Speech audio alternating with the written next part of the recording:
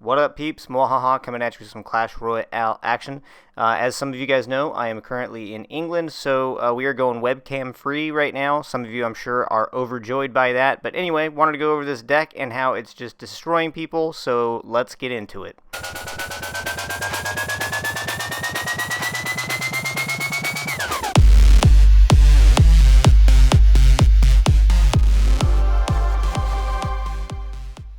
Alright, so kicking things off, going up against a level 13. That's right, a level 13. And you may have noticed I hit 12. That was kind of accidental. I liked hanging out at 11 and just having some stronger cards. And wasn't paying attention when I was upgrading something. I think I upgraded the log one more step or whatever. And it took me to 12, so whatever, that is what it is. And so now sitting at 12, going up against this 13 and rocking what I am calling the hit squad. And that's giant Three Musketeers with the Rage, but as you know, very strong if you can get that Three Musketeers down and you're not facing somebody with Poison Zap or Fireball or Fire Spirit Zap. But we have some alternative ways of playing this one also. Pretty much anything behind the giant, whether it's minions or mini P.E.K.K.A, and rage it. And it becomes so difficult to deal with. And so you may have seen this deck, I don't know, maybe 3 or 4 releases ago or updates ago. And everybody kind of forgot about it. And so right now it seems to be working really well. And so I'm having a lot of fun playing it. And you can see I got my giant going in, even though he's got the Inferno Tower down. I'm going to go ahead and zap it just to try to reset the damage on it. And now I've got the Three Musketeers doing some work on the tower. He's going to freeze, but I am going to have some life remaining on those Musketeers, so I'm going to go ahead and rage and try to get as much work done as I can on that tower as fast as possible. And that kind of forces him to also poison. Really bad move on his part, I think, and that's going to give me the opportunity. I know that he's going to be low on elixir. I'm going to get my giant in there with some minions. Minions are going to focus on that musketeer, which is goodness because we want to take them out as quickly as possible, and that's going to take that tower. And then they're going to kind of, they're going to focus on the king tower for a little bit, but not too worried about that. I think I'm going to push left on this one, if I remember right. You can see I'm sitting on elixir right now. Must not have been paying attention, but that's, for me, one of the most difficult parts of having an elixir collector is making sure that I'm not wasting elixir. And you'll see I do it a couple of times, and if I can still win on this deck wasting elixir, then you know that you guys, who are way better players than I am, will have no problem not wasting elixir and wrecking with this deck. So, as you saw, he used his poison over there. That's going to be my opportunity to get the Musketeers down, but he counters brilliantly with that Valkyrie. And now you can, this is what I was talking about with the flexibility of this deck. I don't have to go Musketeers in Rage. I can also go Giant Mini P.E.K.K.A and Minions in Rage, and nothing's going to stop that. He even poisons right there, and they're able to stop it before the tower gets down. No, they're not. Never mind. Just kidding. That was a tower going down. Yeah, so anyway, he's going to try to BM with a laughy face thing, and that's going to be GG. Let's go into another one here. You can see I got a lot of victories to choose from with this deck because it is super strong. And, alright, going up against Dorian Yaters, level 12. This is one of those level 12s that have all 13, level 13 cards, fully upgraded cards. So, he's got a very strong deck. And it's like one of those moments when you realize the level 12 that you're playing is actually a level 13 masquerading as a level 12. And you're like, well, crap. So, total high-risk maneuver right here that I'm counting on paying off. Now, if he had a fireball, I'd be done. That would be GG. But I didn't really have too much of a choice and too many other options. One of the difficult parts of this deck is it is high-risk, high-reward. If you are in a bind and you don't have anything else to really lay down, I mean, you could just put down skeletons and minions and know they're going to get wrecked. Waste 4 elixir that way. Or you're going to have to push it and try to get lucky with those 3 Musketeers. Now, as you've seen other people, I'm sure, play Three Musketeers, they'll split them behind the tower, and that works very effectively too. Or in front of the tower, and so I do use that on a couple occasions, including against people, especially against people with Fireball. You can see he had a lumberjack right there, got that rage down with a minion left, and so he was able to do quite a bit of damage on that tower. But this it gives me the opportunity to start the push. He did spend a lot of elixir making that happen, and so oh no, instead of pushing, haha, just kidding, I'm gonna go ahead and put down another elixir collector, and my giant's gonna start pushing up the right lane, and this is where I'm gonna bring in my mini P.E.K.K.A. And I've got skeletons right there to try to shut down that miner, but I go all out, skeletons and minions, to make sure that gets shut down. And now starts the push. Giant on the right hand side. Gonna try to get my Three Musketeers down.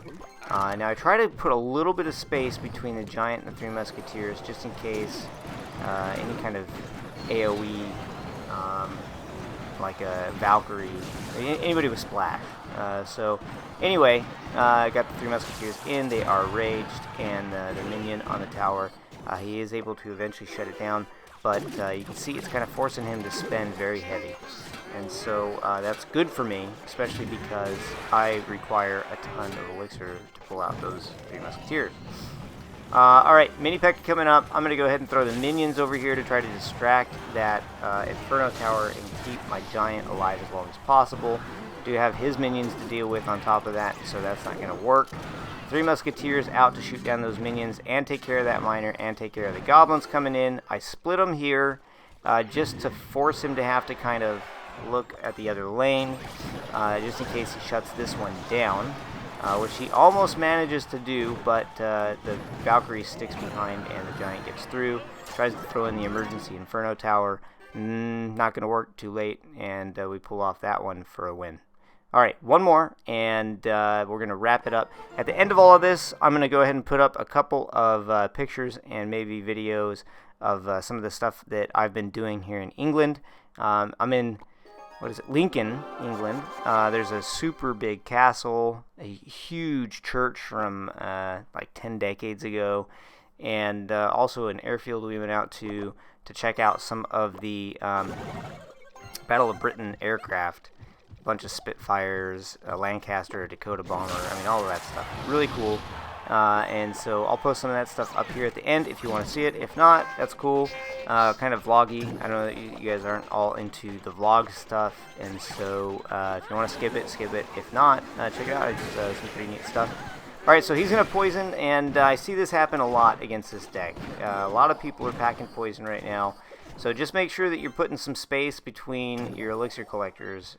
Don't put them around the same tower necessarily. Now, if it's somebody that has Fireball, I'll stack elixir collectors behind a tower to try to pull his Fireball.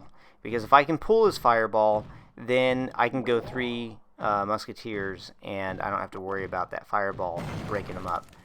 Poison, usually not, because like right here, he already used his poison. I know that it's not in circulation yet, and so that's just kind of a matter of timing, and usually they're not going to be too dependent on the poison for the elixir collector when you're charging in on their base like this.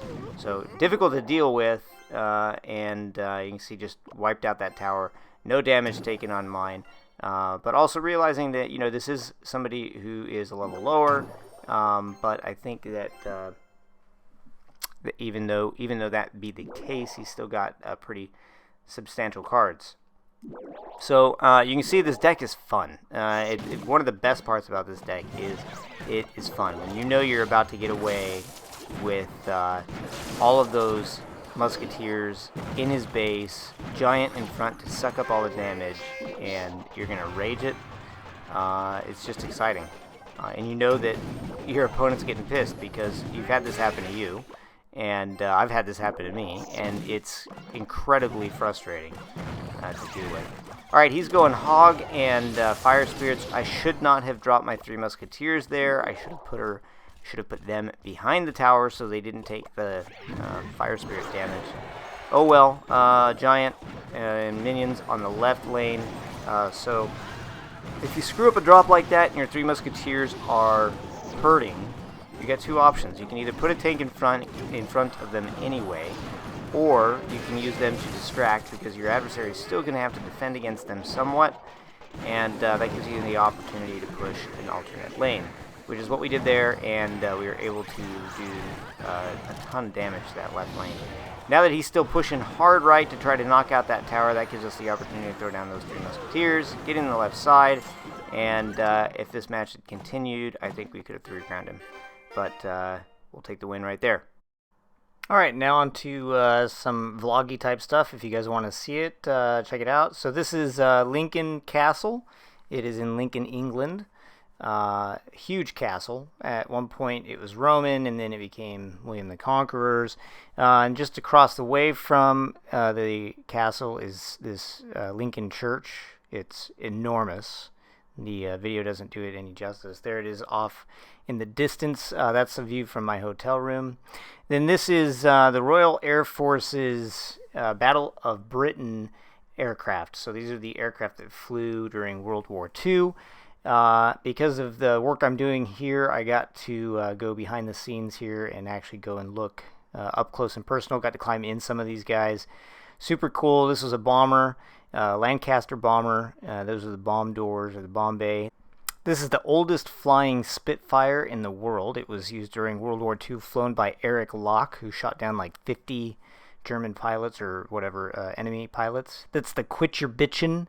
Awesome aircraft name for a Dakota, which was used for bombing, but also for paratroopers, which is what those seats are right there. These are for the paratroopers getting ready to jump out of the airplane. And this is the Great Central Library Warehouse. I just thought it was kind of cool because of the lighting effects. Anyway, hope you guys like this. If not, that's cool. You didn't have to watch it. But yeah, I thought I'd share it with you guys. Thanks for watching. MuaHaHa out.